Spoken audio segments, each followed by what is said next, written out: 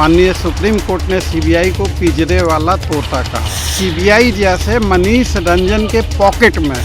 CBI को power ही नहीं है कि पॉक्सो एक्ट की धाराएं वो हटा दे। इन पर साक्ष्यों और सबूतों के साथ छेड़छाड़ करने का मुकदमा चला रहे हैं। सीबीआई अदालत में कहती है कि मनीष रंजन को जमानत दे दी जाए। मनीष रंजन की जमानत याचिका पे सुनवाई 11 मार्च तक के लिए स्थगित कर दी गई है। नमस्कार, आप देखना शुरू कर चुके हैं लाइव सिटीज को। मेरा नाम शेख है। पटना नीट छात्रा मौत मामले में पुलिस अधिकारियों और सीबीआई के अधिकारियों पर सबूत में छेड़छाड़ का आरोप लगा है। वकील, जो पीड़ित पक्ष के वकील हैं, जो नीट छात्रा परिवार वाले के जो वकील हैं, उन्होंने बड़े खुलासे किए और साफ साफ कहा है कोर्ट में कि मुकदमा चलना चाहिए क्योंकि सीबीआई पॉकेट में है। ये बातें कह रहे हैं वकील। सीबीआई मनीष रंजन के पॉकेट में है। उनके बेल को लेकर क्यों सीबीआई बार बार कह रही है कि छोड़ दिया जाए, बेल किया जाए, तो कई बड़े खुलासे किए हैं वकील ने। पहले आप वो सुन लीजिए। क्या हुआ आज कोर्ट में सुनवाई हुई इस मामले में? मनीष रंजन की जमानत याचिका पे सुनवाई 11 मार्च तक के लिए स्थगित कर दी गई है। जमानत पर आज कोई फैसला नहीं हुआ।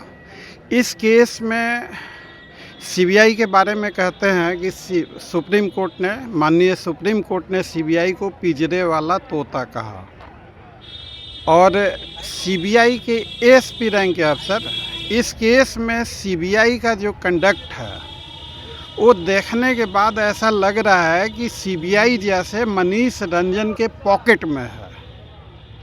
सीबीआई का कोई अस्तित्व नहीं नज़र आ रहा। सीबीआई ने जिस तरीके से इन्वेस्टिगेशन किया है अभी तक, सीबीआई ने क्या किया, यह केस राज्य सरकार के द्वारा सीबीआई को ट्रांसफ़र कर दिया गया। सीबीआई ने इस केस में एक अलग से एफआईआर दर्ज किया। जो केस ट्रांसफ़र किया गया राज्य सरकार के द्वारा, उस केस में पॉक्सो एक्ट की भी धाराएं लगी थी। सीबीआई ने जो दूसरा एफआईआर किया, उस केस में पॉक्सो एक्ट की धाराएं जानबूझकर नहीं लगाई। अगर लड़की की उम्र 18 साल से कम है, सीबीआई के पास लड़की का डेट ऑफ बर्थ के तौर पे मैट्रिकुलेशन का सर्टिफिकेट है और बात सेक्सुअल इंटरकोर्स से रिलेटेड है, पोस्टमार्टम रिपोर्ट चीख के कह रही है कि उसका बलात्कार हुआ, प्राइवेट पार्ट क्षत हो गया, एफएसएल रिपोर्ट ह्यूमन सीमन की बात कर रही है, लड़की माइनर है स्कूल सर्टिफिकेट के मुताबिक, और उसके बावजूद अगर सीबीआई पॉक्सो एक्ट की जो धाराएं लगी हुई थी उन धाराओं को हटा दिया, मतलब सीबीआई पॉक्सो एक्ट के होल पर्पस को डिफीट और फ्रस्ट्रेट कर दिया। सीबीआई अदालत में कहती है कि मनीष रंजन को जमानत दे दी जाए। वो सीबीआई जांच एजेंसी के तौर पे नहीं, बल्कि मनीष रंजन के पॉकेट में रहते हुए मनीष रंजन के जमानत की पैरवी कर रही है। इस देश की हर बेटी निर्भया के इंसाफ की बात कर रही है। हमें यह नहीं पता कि सीबीआई वालों की बेटियां उनसे पूछती हैं या नहीं कि इस केस में इंसाफ होगा या नहीं।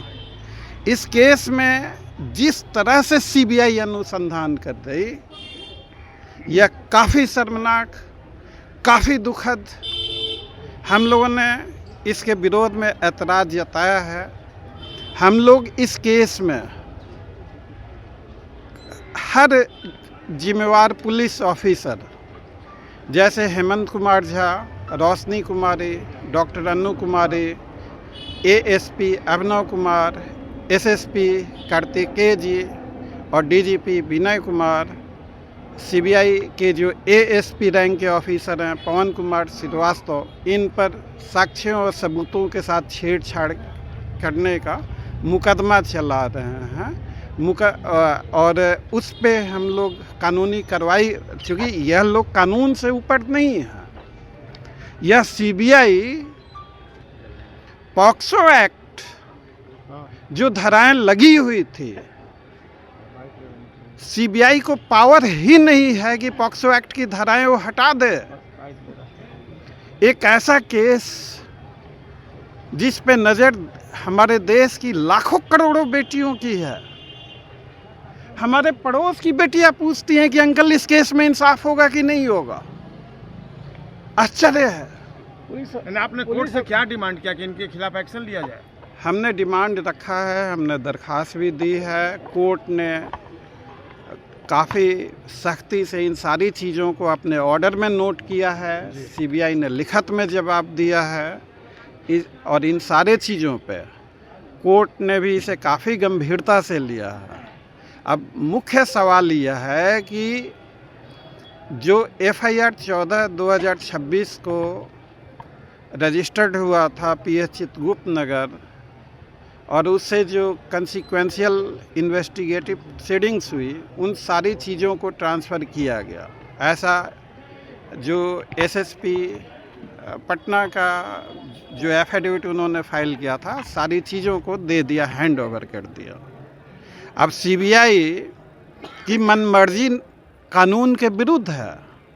सीबीआई ने बगैर किसी वजह से, अब सवाल सिर्फ इतना ही है कि जब पॉक्सो एक्ट की धाराएं लगी थी तो सीबीआई ने किस आधार पे पॉक्सो एक्ट की धाराएं हटाई। दूसरा, बगैर किसी ठोस वजह के सीबीआई के द्वारा पॉक्सो एक्ट की धाराएं हटाना यह गैर कानूनी है।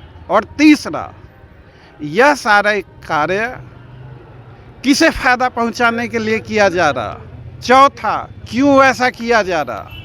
और सुशासन की सरकार से हमारा सवाल यह है कि इंसाफ दिलवाने की पहली जिम्मेवारी सरकार की होती है। क्यों कि जांच एजेंसियां सरकार के अधीन काम करती हैं। अगर जांच सही तरीके से निष्पक्ष और स्वतंत्र नहीं हो तो इंसाफ का मिलना लगभग नामुमकिन है। अगर जांच एजेंसियां जानबूझकर मनमानी करें, हमने अदालत में कहा कि ऐसी स्थितियों में अदालत कार्रवाई कर सकती है। Court is not expected to be a silent spectator. अदालत ने हम लोग सबों की बातें काफ़ी गंभीरता से, काफ़ी संजीदगी से सुना। ताजुब और आश्चर्य इस बात की है कि पॉक्सो एक्ट की धाराएं लगने के बाद सेक्सुअल असॉल्ट कन्फर्म है, ह्यूमन सीमन कन्फर्म है, लड़की का एज 18 से कम है, यह भी कन्फर्म है। पॉक्सो एक्ट की धाराएं लगी हुई थी तो सीबीआई को पावर ही नहीं है कि वो पॉक्सो एक्ट की धाराएं हटा दे। तो उन्होंने रिटर्न में कुछ दिया है कोर्ट को कि क्यों हटाया उन्होंने? रिटर्न में उन्होंने कोई ठोस वजह नहीं दिया है। और उन्होंने क्यों हटाया, सीबीआई ने पॉक्सो एक्ट की धाराएं क्यों हटाई, कोर्ट में तो कुछ नहीं बोल पाए। आप जाके उनसे पूछिए कि किस आधार पर पॉक्सो एक्ट की धाराएं सीबीआई ने हटाई। आज कोर्ट के अंदर बहस हुई काफ़ी तगड़ी आप लोगों की और सीबीआई के वकील के बीच में, तो ऐसा क्या हो गया था? देखिए, अब हो सकता है कि उनको लग रहा हो कि व्यक्तिगत, मैं तो इस केस में वकील का कभी कोई व्यक्तिगत इंटरेस्ट नहीं होता। वकील अदालत की मदद करता है, कोर्ट को असिस्ट करता है। सीबीआई के वकील ने बीच में इस तरह से इस बेरुखी से, जो कि काफ़ी, अब मैं उसे ज़्यादा नहीं कहूँगा, वो चीज़ें नहीं होनी चाहिए थी, उन्होंने ऐसा किया। उनकी समझदारी इतनी ही है। अब मैं क्या उस पर दो वकील आपस में बहस करते हैं, उनका व्यक्तिगत कुछ नहीं होता। अगर अदालत में बहस करते हुए किसी वकील को मिर्ची लगती है तो यह उनकी अपनी व्यक्तिगत समझदारी है। मैं इस पर कुछ कमेंट नहीं करना चाहूँगा। तो आपने सुना कि किस तरीके से वकील की ओर से बड़ी बात कही गई है, बड़ी जानकारी दी गई है कि बिहार के जो पुलिस अधिकारी हैं, चाहे पटना के एसएसपी हों, चाहे बिहार के डीजीपी विनय कुमार हों, चाहे रोशनी कुमारी हों, चाहे हेमंत झा हों, इन सभी पर, साथ ही साथ सीबीआई के जो एएसपी रैंक के अधिकारी हैं पवन कुमार, उन पर मुकदमा होना चाहिए, उन पर मुकदमा चलना चाहिए। तो क्या मुकदमा होगा, ये देखने वाली बात होगी कि क्या कुछ आगे होता है। फिलहाल बने रहिए लाइव सिटीज के साथ, हमारे यूट्यूब चैनल को सब्सक्राइब करिए, धन्यवाद।